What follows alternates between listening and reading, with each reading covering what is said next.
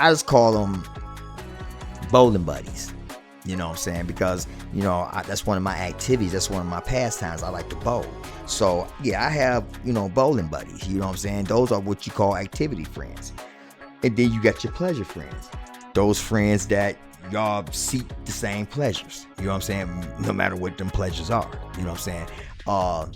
Personally, I had those type of friends too. Those were, I don't think I have to go into details. This is a grown folk show, but I don't think I have to go into details about what type of friends those are. The pleasure friends. Those that seek to pleasure each other. That's the main reason why they became as close as they were, because they pleasure each other. I had those friends too. We talked about intimate friends. You know what I'm saying? Those friendships that is based on sharing and celebrating with one another. Then you got your social group friends. Now check that out.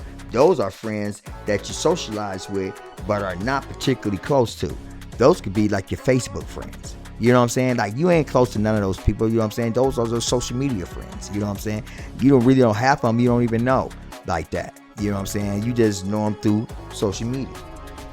And then you got your convenience friends. Now, those are the friends that you have to kind of watch out for. You know what I'm saying?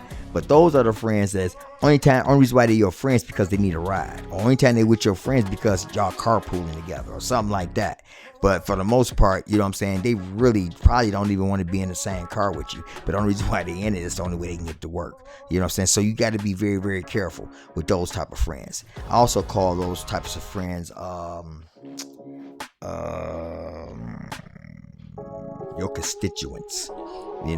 Those are only ones that's on it with you because they feeling the same way you feeling. Y'all on the same project together and y'all working together on the same situation. So they gonna ride with you. But if somebody else come up with a better situation, they'll be riding with them. But you don't want to deal with no friends like that. But I'm quite sure we done had those type of friends too.